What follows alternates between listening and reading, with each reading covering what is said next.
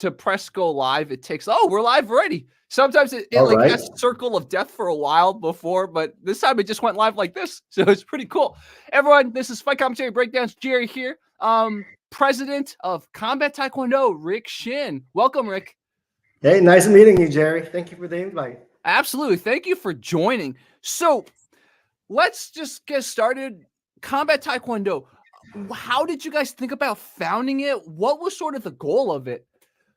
So the whole idea came along 30 years ago, 31 years ago when UFC first started.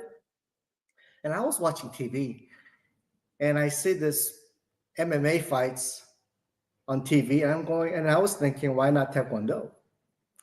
So, and then like over the years, I see all these other combat sports are popping up on TV, but then there's no Taekwondo. And I see Taekwondo fighters, athletes are going into MMA tournaments and getting their ass kicked. Well, because fighting under their different rules they're not used to. So I said, you know what? It's time that we launch a professional league. And I want to watch Taekwondo events on TV, but not the Olympic Taekwondo, Jerry, because Olympic Taekwondo is fucking boring. I mean, it's boring as hell. And I want to bring back the old Taekwondo because my father is grandmaster in Taekwondo, was an Olympic coach. So I grew up in a Taekwondo family. And I see over the years how Taekwondo evolved. And now, like as an Olympic Taekwondo, it's more of a foot fencing, and that's not the Taekwondo that I learned. And as you know, in Taekwondo, there's many different organizations. There's ITF, there's WT, there's all the different styles of Taekwondo styles. And they're all separated. And I want to bring all Taekwondo into one platform and have them fight and bring the old schools back because Taekwondo is only one, we should be one family. But somehow it's all segregated because of politics and you're in different style and different rules. So if you look at our Combat Taekwondo, the whole concept was bringing back our old Taekwondo styles. I want to make it more fun and exciting, where any idiots can watch the event and understand the rules. Because right now, if you look at Olympic sparring, it's just boring and people don't understand the rules. And that's what the problem is. Yeah, that's such a good point. Especially, I hadn't watched Olympic Taekwondo until the most recent Olympics. And I just remember them on one feet, kind of just like, and I was like, what happened? If exactly like you said, Rick, I never thought about this. But if I never knew Taekwondo and I watched that sport for the first time in the Olympics, I would be so confused. Why are they on one feet just sort of throwing these like little mild push kicks at each other? Exactly.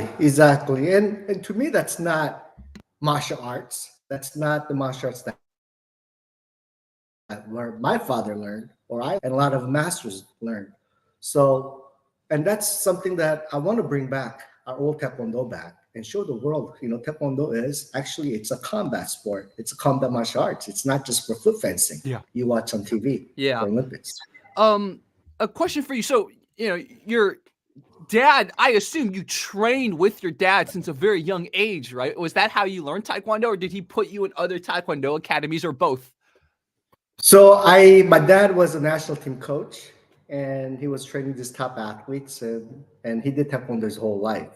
So when he was training these national team athletes, I just joined him along. I stood on the side and watched him train. And then when he came to the United States, but Taekwondo was like matter of survival. He opened the studio, and Taekwondo was like, it's not something that I had a choice. This is like, basically it's bread and butter, and we have to make it successful as an immigrant. So it's something that I didn't want to do. It's not that I wanted to do. I didn't have a choice. Yeah. Makes sense. So besides Taekwondo, did you train in any other systems, or was it mostly Taekwondo? So I trained Taekwondo as a child, and I've seen traditional aspect and Olympic movement along the way. But then that's all I did, Taekwondo. And I was involved in the Pan American Taekwondo Union, which is the under the world Taekwondo, managing all the national federations in our region for the Olympic movement for past 12 years before I launched this. So tell me about the first event you guys did with Combat Taekwondo. What were the behind the scenes moments? What were some things that viewers might have not known about how it got started, some of the challenges you had to overcome, etc.? So the first event in Colombia last year was in December. And last year, beginning of the year, that's when I registered the company and we were just working on the rules. I had my team, our international referees and Olympic referees. I gave them the ideas and I said, hey guys, put everything in writing. I'm going to launch this league. And I visited my buddy in Colombia, an attorney, and when I was having lunch and I was talking about Combat Taekwondo, and he goes, hey, down the street, there's a nice venue. You should check it out. This was back in May. So after lunch, I walked over there. I saw the venue. I loved it. And I signed the contract right there, right then, without even having the rules in place or the fighters in place or nothing. So that's how it got started. And when you have a date, you just have to make it work and push forward and make it happen. December 3rd last year, our first event was challenging.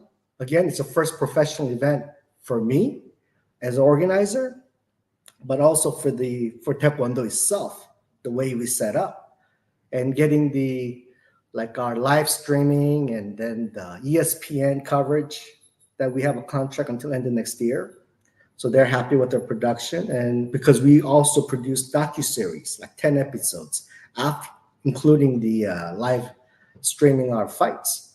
So that was a big success promoting our Taekwondo events. But my most concern was, do I make this event live or do I do it offline? Because we never really tested our rules in the system in a real fight. I mean, we did test the rules with the light contact, but light contact sparring and the real fight is another story, right, Jerry? So we said, you know what? Let's just make it live. If we don't make it, we're done. But let's make it live and let's go for it because we really believe in the product and our team and with our rules. So that's how we went for it. And my only biggest concern was the public. How are these public is gonna accept Combat Taekwondo? Because I went extreme, we were not wearing Taekwondo uniforms. We were wearing more of it's about sports entertainment where they're like similar to MMA tournaments, UFC concept, because I wanna get out of that shell because we're so stuck in that traditional training methods. Everybody have to wear uniform and belt and pants. But then I want to give that a little twist to it and see how our spectators felt. And when I see the grandmas and women are watching and they're actually enjoying the fight, you made it. Our system and our program is working as our league. And how did you find the contestants for, let's say, any of these events? Was it just make an announcement or you go through the local Taekwondo organizations? Tell me more about that. So once we got looking for fighters, what we did was we promoted on social medias looking for fighters through a Taekwondo media platform, Mass Taekwondo. Within the first month, we had 3,800 people applied from all over the world. And because, Jerry, in Taekwondo, as amateur fighters, you train for the World Championships and Olympics. There's like nothing after that for them. So you got all these fighters they're just all excited and gung ho about this Combat Taekwondo. And 3,800 people applied first month. As of now, we have over 12,000 people have applied to fight in Combat Taekwondo. So I got fighters lined up. Most of them are all lined up in the national team members or former world champions. So they're all our Taekwondo black belts. Wow, that's great. And as you were talking about Mas Taekwondo, I found the page, so I'll check it out later. But yeah, it sounds like at least from the sourcing the fighters part, you guys got it covered. And then after we were selecting our fighters because we have so many, and as we were turning them away, and I was thinking, these guys can fight, but they're not professional level. Why not give them opportunity? So we created a major league, which is an amateur league, 18 and over. As soon as we created major league, these guys are asking, what about minor league? 17 and under. So we now have minor league and a major league and a professional league. And we're Mhm. the only professional league out there in the combat league that actually has an amateur and a minor league, Yeah. all under one umbrella. Yeah. Yeah, exactly. And since we're talking a little bit about the rules, I think this is the perfect time to talk about the foot pads, right? That's something I noticed, a lot of viewers noticed. So Yeah. tell me about the foot pads. I know, Taekwondoings are the people who know about the foot pads. A lot of Muay Thai people, etc. We don't know about the foot pads. So, what was in the decision to kind of have the foot pads used in competition? So when we're putting the ideas together, because our plan was we have a major league and a professional league and minor league, we want to protect our foot because our rules are a lot of kicking. So like even though you can punch a person, I mean, if you understand the rules, you can punch the person in the head versus the kicking to the body and the head. You get more points by kicking. So we want to protect the foot, and they're very thin, but still it's a little extra layer of protection. And that's one of the things that we did it for the athletes, our fighters. And that's a good question too that a viewer asked, which I'll pass along too. In Taekwondo, do you guys have shin kicks, or is it mostly different angles of the foot and different parts of the foot?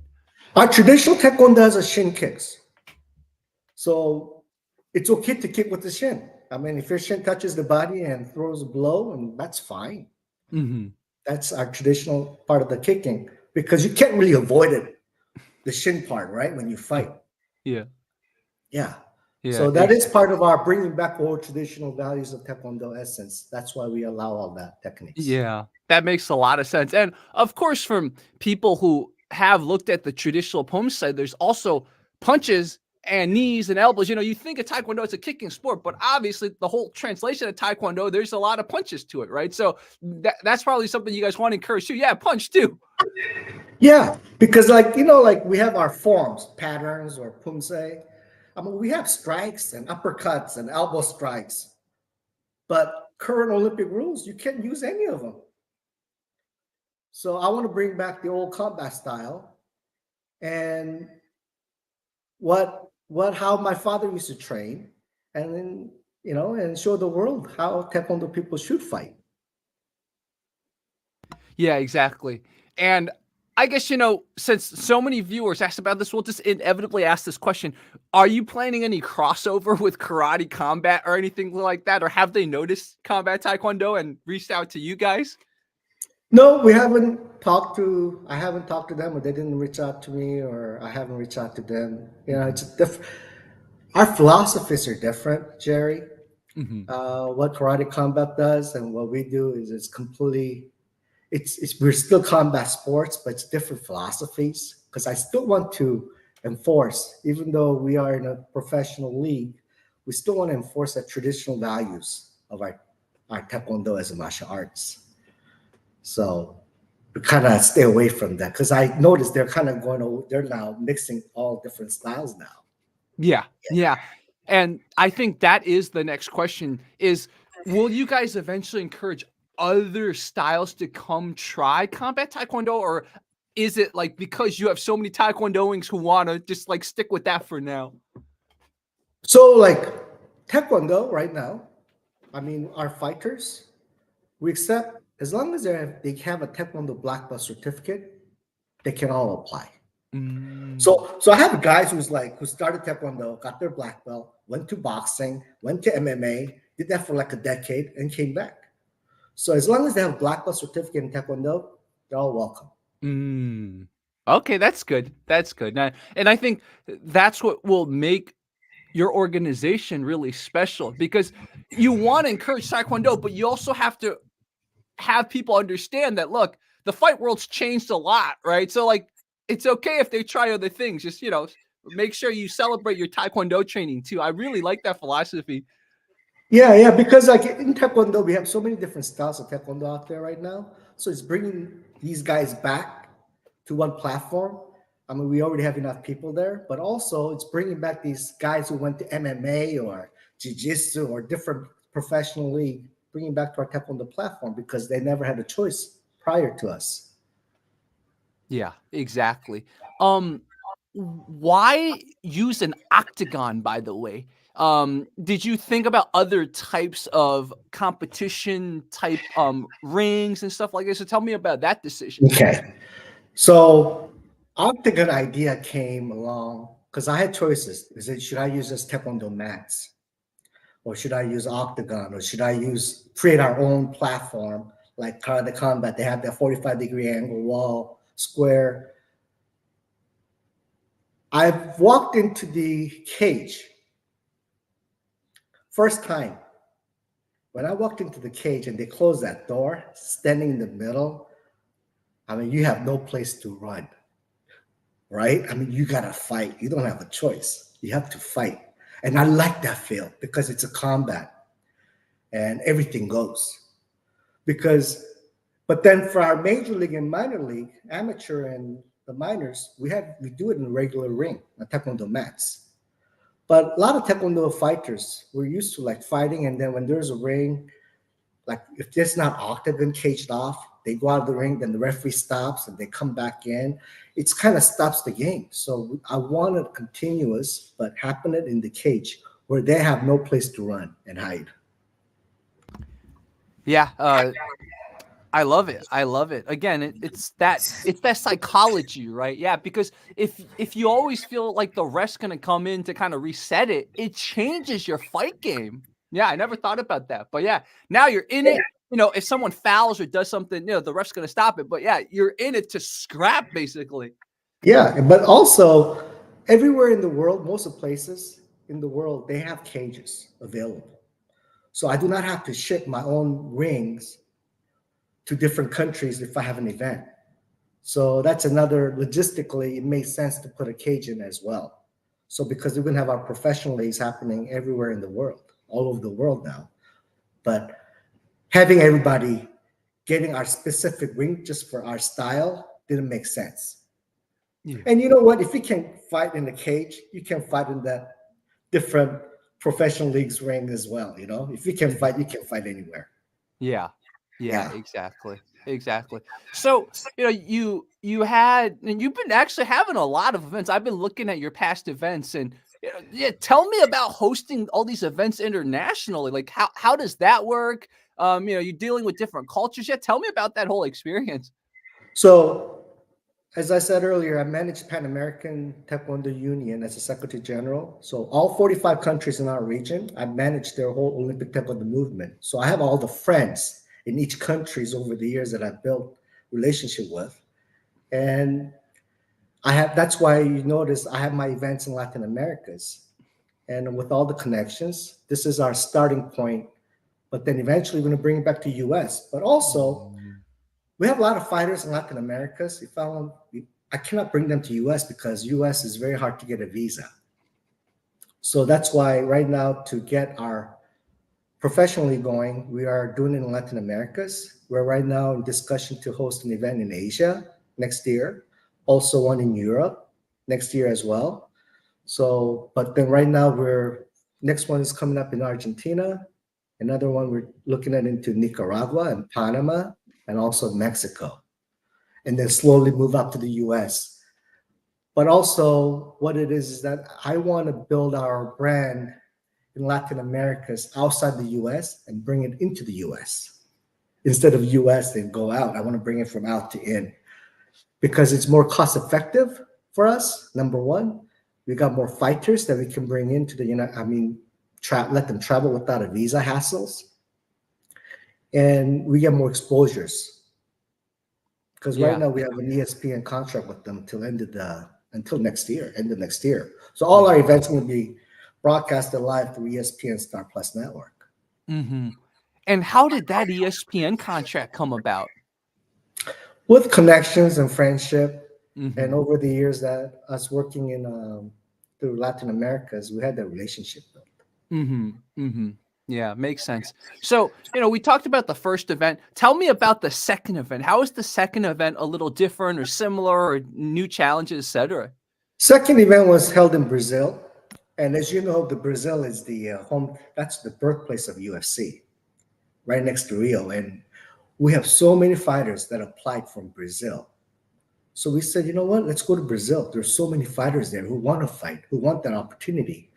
And we have a national presence in each country now. We are in 105 countries now. And Brazil president called me up and told me that he has a space and city is providing all these locations and the venue and all this support. So that's how we end up doing it in Brazil. Next one's in Argentina, same thing. The city is helping us out with our events. Okay, awesome. So, um, I guess I understand that, you know, keep building this internationally, maybe eventually bring it to the US. Let's say, what is the 5-year goal of Combat Taekwondo?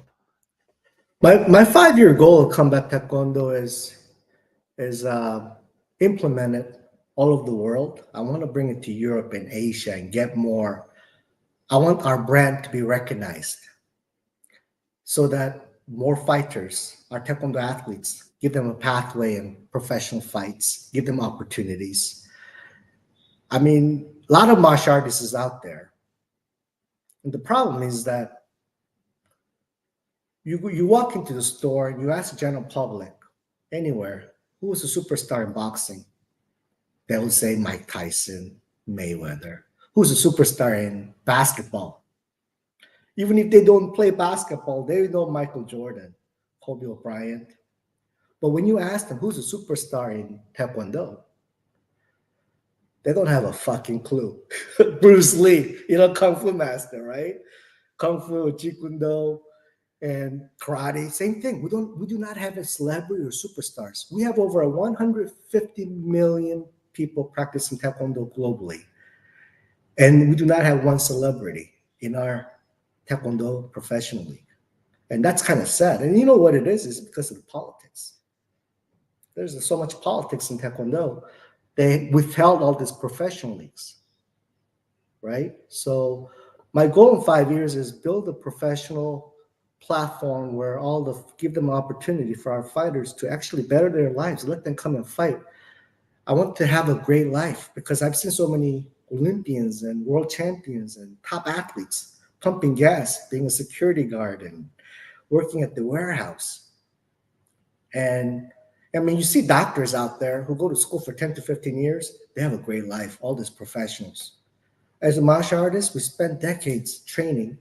And at the end, really isn't much out there for us, except for opening a studio and hopefully that's successful.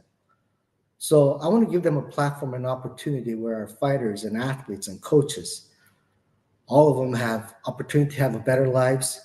Our coaches in Taekwondo eventually become managers, and managers to promoters, like a real professional combat sports, like a boxing. And it's just that nobody has ever provided that opportunity. Yeah, I love it. I love it. And just to back up what Rick said, I remember when I first wanted to reach out to Combat Taekwondo, me and my friend even sort of looked up, okay, which countries have in the prior, let's say 20 years, won the championships in different competitions. Like even I didn't know. I didn't know, okay, which countries were winning, which people were winning, right?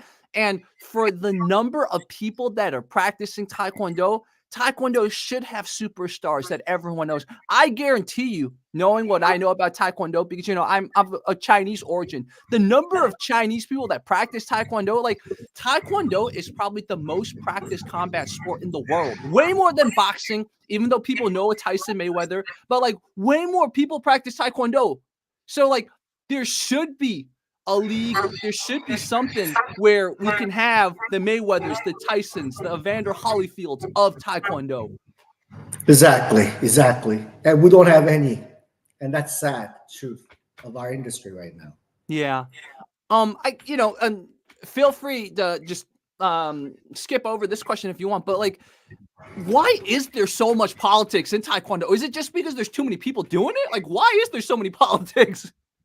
I mean, Taekwondo is from Korea, and Taekwondo was a gift from Korea to the world like 53 years ago.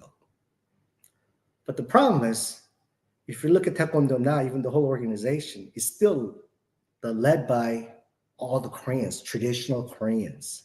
in their 70s and 60s. They never let go. They're like holding on to that power.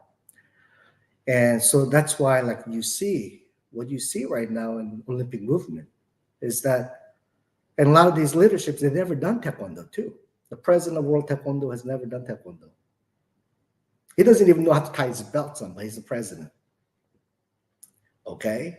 You got half of the council members running that World Taekwondo. They have no idea what Taekwondo is because they never took official classes. So that's where the Olympic sports came in, and then it kind of shifted the whole direction of Taekwondo because they want to stay in the Olympics. You got all these politicians in there, and it's kind of lost its art. So that's why there's so much politics. But also recently, if you notice, I just got a letter from World Taekwondo in Korea that I'm banned for life after I hosted a tournament in Colombia doing Kombat Taekwondo. I'm banned for life. So, and then last week, all the World Taekwondo members received a letter, including fighters, coaches, referees, whole world, saying to stay away from Rick Shin and his events. Stay away because they're like ready to like sanction or ban people who associated with us. They're like basically threatening people. But Jerry, I can tell you who you can't be friends with, where you can go and where you can't, but that's what they're doing because there's so much politics and they see us as a threat. But we are not a threat. We're bringing back all the Taekwondo styles together. ITF style Taekwondo do not have any issues. ATA, ITF, all these Mudo-kwan, Chido-kwan styles, nobody has any issues. Only the World Taekwondo has an issue with me and Kombat Taekwondo because they see us as a threat. But again, I'm giving them an opportunity to bring back all the people that we lost. Yeah, and just hearing that, it's like they're gonna keep losing people if they don't play win-win. It's just, man, the pie always expands. That's what I always tell people. It's not like you have a limited pie and people are cutting through it. The pie can always expand. I just always want to emphasize that to anyone that watches this now or later. Like the pie's always expanding. It's not limited. You can't think like that. Yeah, and I just don't get it because I mean, you walk into any Taekwondo studios nowadays, it's 80-90% kids. It's like a baby, it's a childcare center. It's more of instead of a real traditional Taekwondo school. I mean, you rarely see teenagers and adults. They're all at jiu-jitsu schools or MMA training or kickboxing. And you walk into Taekwondo, it's like all kids. And what I'm doing is I'm helping them by bringing back teenagers as adults, bringing back traditional training methods. And a lot of our Kombat Taekwondo licensed clubs now, by the way, we have over 500 Kombat Taekwondo licensed clubs globally. And they're telling me that a lot of teenagers and adults are coming back to training to Taekwondo classes again because they want to punch, they want to use that elbow, they want to use that uppercut, they want to do that knee strikes. Yeah, and another story I'll tell to back up what Rick said. When I discovered Eddie Baena, right? He's a Taekwondo guy who competes in kickboxing. Like the amount of people just being so happy that Eddie Baena was bringing back old school. Like there is such a demand for this, man. There is such a demand. So what I'm gonna do, I'm gonna text Eddie Baena. I'm gonna try to connect him with you. So maybe when you guys do an event in Mexico or something, he can come down or something like that. It would be so cool. Yeah, I love to. I love to see him, and I love to bring all the Taekwondo people back in and give them opportunities. I hate these athletes when they're done with competitions. They train for like decades. They compete on the national team and end up working like in the construction or painting and landscaping, where they have a talent and they should be better treated. Yeah. Back in the day when Sanda first emerged in China, especially in the 80s, right, when Sanda was still very new, it was the same thing. There weren't a lot of prospects for the Sanda athletes after, let's say, they're in their prime. So a lot of them exactly ended up in construction or end up in law enforcement or ended up with the mob. Like, that's like, it's a similar story. But now, Sanda's become more into the world stage. And if you become a Sanda athlete, you have more prospects, right? Including going into MMA and stuff. So like, I'm just telling these stories to everyone watching because, like, I totally see where Rick's going with this, especially Taekwondo is even more popular than any Kung Fu sport. Like, there's so much potential if you have these people who are so talented, train so much, and give them more prospects. Yeah, exactly. And Sanda's huge. It's growing everywhere. In fact, one of our fighter in Brazil, Vincent Meng from USA, he's a Sanda fighter, and also he's a black belt in Taekwondo fourth degree. He was a part of the collegiate national team member. So, and he actually won. He did an exceptional fight. Yeah. Yeah. Oh, and that's actually a perfect segue. Why did you decide, okay, let's just have one round? Every match is one round. Tell me about that rule. So deciding the rounds. I mean, we thought about 5 rounds, 4 rounds, 3 rounds, 2 rounds. I talked with national team coaches, and they're saying, you should do 2 rounds or 3 rounds. And then I met and our master Marius Slav. He's our chairman of operations. He said to me, Master Shin, it's a combat. You go in there and you fight. Fight. Why do we have rounds? You should go fight and let it all out, because once we have a rounds in, the fighters will take it easy to test the fighters out. But we want to see all the fighters go out off, because they only got 5 minutes, 1 round, and that's it. Yeah. Yeah, And in fact, like, for example, early UFC too, right? There were no rounds. It's just like, think of this as a fight. What do you do in a fight? You try to end it. Go, okay, I'm exactly. strategically, like, it takes away from the enjoyment from the spectator's perspective. Yeah. And I remember my last fight was in high school parking lot. That's what it is. You don't have rounds. You go there and you go all out. Yeah. But Most of the time, 5 minutes, yeah. within Yeah. 5 minutes, one person is down for sure most of the time, right? Yeah, exactly. Another technical question. This comes from viewers who've trained Taekwondo. Do you, from your experience organizing and training in Taekwondo, how did Taekwondo slowly, the stance became more and more bladed? Because from what viewers were telling me, traditionally, Taekwondo stance was probably a little bit more shouldered off, a little bit almost like a Muay Thai stance, right? So how did it change? Was it because of the rules? Because of the Olympic style. Oh, okay.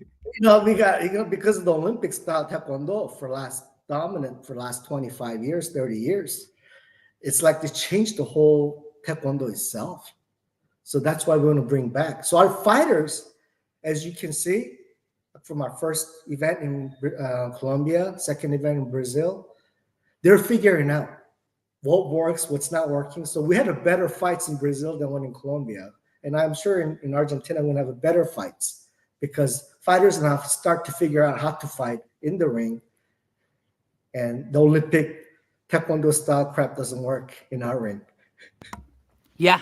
And I'm sure the fighters that will compete in Argentina, they'll study the tapes, right, of the first two events, and they'll learn, because we even saw in the second event, there was one person who was too bladed, and she paid for it, like really paid for it. She like walked into strikes and stuff because, she was totally off angle. So any serious Taekwondo competitor will learn from that. And we're going to see kind of some of the stances change back into what you would call maybe more practical, or that's subjective, but something that'll work for this occasion. Exactly. That's right. Yeah. So, guys, this was a great first conversation with Rick Shin. I think we're going to have a lot more conversations. Rick, if you ever have any topics you want to talk about, or even if you just want to ever like give me updates and I can put you into another video in the future, always there. Any member from your organization too, if they ever want to interview or just give me like 20 seconds, 30 seconds, 1 minute to plug into the future videos, please do. I think like I'm so excited about your league, and I know this is going to go big. Yeah, Jerry, you need to come visit one of our events. You should come down to Argentina.